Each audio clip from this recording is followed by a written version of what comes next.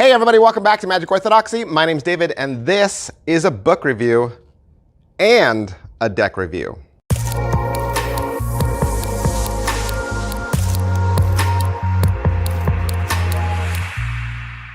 Hey everybody, welcome back to the channel. It's Friday. Yep, it's Friday, and on Friday, I always try to review a book, a printed book with a cover and with pages and with words that you could stick a bookmark in. I know we're all heading towards the digital age and everybody loves reading books off Kindle or PDF, but I will always argue if you want to succeed in life, especially in your art, you need a library. You need a library filled with wisdom, filled with people that can speak into you, people that have climbed this mountain before, that you can always go back to for inspiration, for ideas, and just for fun.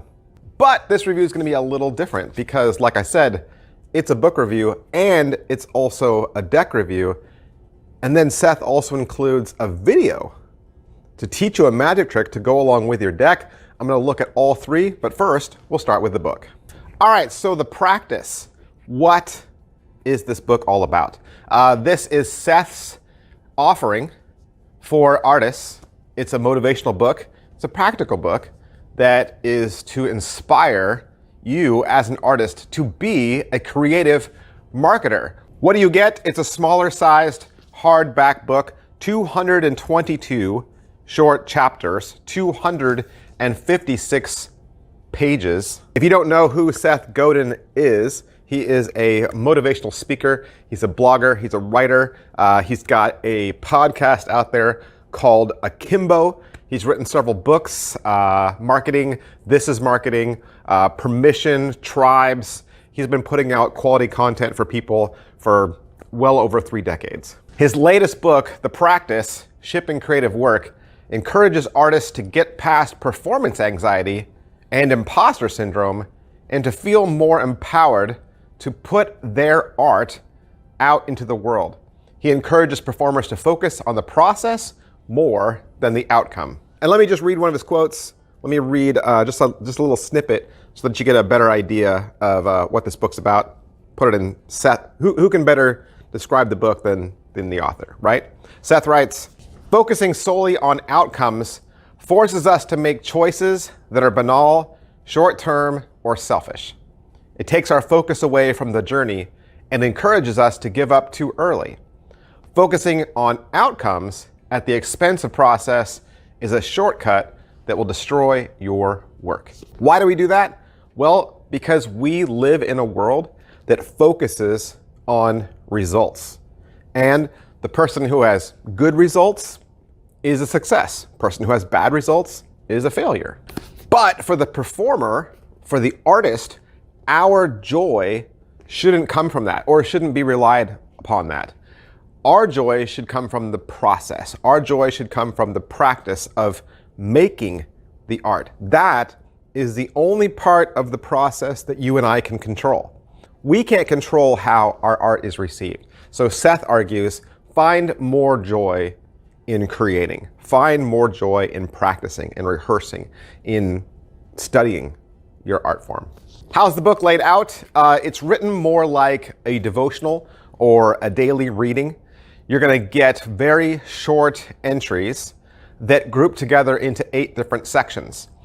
The sections are Trust Yourself, Generous, The Professional Intent, No Such Thing as Writer's Block, Make Assertions, Earn Your Skills, and Seek Out Constraints. I think this is a good book for anyone who's ever allowed outside criticism to prevent them from creating. So whether you're a painter, or a drawer, or a writer, or a sculptor, or a musician, or a magician, I think this is a good book to pick up. Positives for this, I think this is a light, breezy, casual read for artists who need some encouragement. I think Seth would encourage you to pursue your art, focus on the joy that it brings you. Negatives for this book, I think it seemed basic and it seemed kind of brief, especially for a writer of Seth's caliber. The entries were like really short blogs or really long tweets. All right, that's pretty much everything I can say about the book. Let's take a look at these cards. If Seth were here, he might ask you, what does it mean to create magic? Probably, magic is something that you would offer to inspire someone else or change someone else. Hopefully, your magic creates some wonder, and certainly that's what Seth is offering with this project. This is the practice deck. Now, it's kind of funny that it's called the practice deck because I think that's a great introduction for a magician. You could bring this out and you could say, oh, you know, the only thing I have on me is my practice deck. Now, I'm sure you might have a practice deck at home. They might notice that Seth Godin's name is at the bottom there, but it's made to look like the book. It's made to look like a companion to the book. It has a spine on one side that says this practice deck, and then it has the pages or the edges of a book around the sides and back. The back design, of course, is a mirror image of the front. These cards are made from the Expert Playing Card Company. They were made in their China factory on their classic stock. The back design is that large blue colorway and that white pencil drawing circle. It's a sketch that kind of starts in the middle and expands out to the edges. With this deck, you'll get two custom jokers. It's a hand holding a lightning bolt. One is in color and one's black and white. One says mistakes are fixable, and the other says throwing, not catching. And because it's an Expert Playing Card Company deck, you're not going to get any extra cards. The jokers are the only two extra cards you'll get. Going through the faces, you're going to see that there's definitely a one-way direction with all the cards because there's a quote at the bottom of each card, inspirational quote, and that pushes the layout a little higher. You're going to notice the black cards there are kind of like a purple. Your jack there has an owl sitting atop of it, and your queen there is some sort of stork or heron, and your king is a rhinoceros. Going through the reds, it's a little bit of a off orange, maybe like an orange, kind of an orangeish red. Every single card has a different quote. Okay, every single card has a different quote.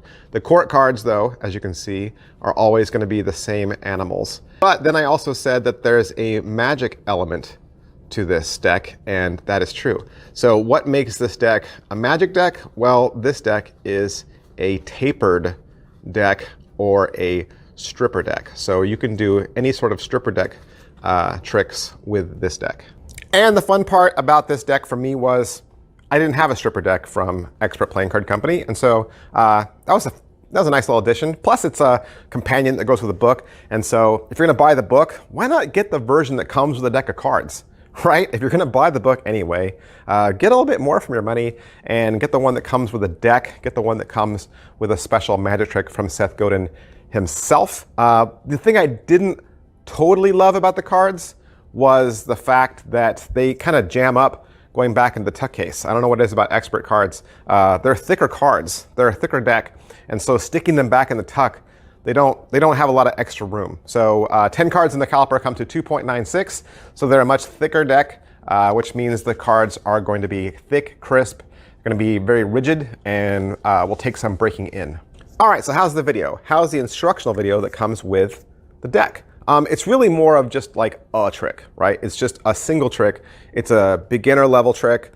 Seth says right at the beginning that, you know, he loves magic, he enjoys it, but he's not one of those kind of guys that has like hours of time to practice. And so he's giving you something that's going to be at everyone's skill set. And he says something really interesting about magic at the beginning of this that I think really ties back to the book. He says, you know, it's always interesting when you do a trick for someone, especially if it's an easy trick, and someone says, oh, I know how you did that. He's like, okay, you know how I did that. So what? Does that mean that what I did didn't inspire or didn't create wonder or wasn't art? You know, nobody does that in a museum. You know, you don't walk through a museum and say, oh, I know how he made that statue, or I know how she made that painting, right? Or when your food's brought to you at a restaurant, you don't say, well, I know how the chef made this food. Great. That's not the point. That is not the point of art. That is not the point of magic. So Seth's offering, Seth's advice is, even though a trick might be simple and other people might know how it's done, see if you can take your magic a little further and take it beyond maybe what we all expect, and hopefully use your magic to inspire and create more wonder. All right, so the video, it's about 9 minutes long, a little short of 10 minutes long. Seth is filming in his recording studio. It's done as a vlog style. He's talking to, one of those boom mics, and it pans back and forth between a side view of him and a close-up view of him. It doesn't look like he has a card mat. It actually looks like he's laying the cards down on the top of a laptop. So the surface is very slippery and the cards tend to slide around a little bit. The trick that he does it's a nice trick. He takes a deck and he shuffles it all up, cuts the cards, and then even, offers to the spectator, shuffle again, sure, cut again. And then you start dealing cards down to the table and you say, just say stop wherever you'd like. And the spectator says stop around, 15, 20 cards. You hand those cards to the spectator and you say, I want you to do what I do. And Seth just deals out 4 little tiny piles, and the spectator deals out 4 tiny piles. And Seth says, I want you to see the cards that I've turned to. And you turn up 4 cards, and they're all indifferent. They don't match, nothing special there. And he's like, I don't know if that exactly went the way I thought. Why don't you turn your 4 top cards up? They turn their 4 up, and it's the 4 aces. And even though we might have some ideas about how we think that trick might be done, just remember that the trick starts with you shuffling and cutting and shuffling and cutting until the spectator says that they're satisfied. All right, that's everything I can say about the practice, shipping creative work, and the practice deck. Now, I always close my videos the exact same way, and that's by saying, don't just take my word for it. Don't just take my word for it. I am not the only voice. Just like as an artist, I am not the only artist. There are other YouTube reviews out there done by talented men and women, and you should check those out as well. Take Seth's advice right now, even before you've read the book, and go out, find another review for this book, and watch that as well. And then give that video a like, and then give that artist some encouragement. YouTube creators are now artists. And we, as the audience, we as the consumer, can give back to that artist when we say thank you and offer them encouragement. So there are a lot of other reviewers out there who have reviewed this book, and they've all done great jobs. So please go out there, watch their videos as well, click that little like button for those videos, and give each one of them some positive feedback. Tell them what a great job they're doing. I picked up my copy of The Practice, Shipping Creative Work, along with the practice deck at penguinmagic.com. And if you'd like to purchase it for yourself, that's where I would go to. Thanks, guys. I'll see you next time. Bye. But wait, are you not getting enough magic orthodoxy in your life? Not getting enough of your very favorite magic reviews? Good news. You can join this channel. That's right. You can join Magic Orthodoxy for only $1.99 a month. $1.99 gives you access to 8 brand new videos every single month. 8 new videos that are unseen by the rest of the world. You will have exclusive access to them. Plus, if you join right now for $1.99, you'll get access to over 100 videos that are already in the membership section. That's right, 100 videos. What kind of content? Even more magic videos, top 10 lists, best of the year, head-to-head magic tricks, and my exclusive thoughts on performance and theory. 2 extra videos every single week, $1.99. Just scroll down to where it says Magic Orthodoxy. There's a button next to it that says join. Click the join button and it'll walk you through a series of menus that'll hook you up and get you access today.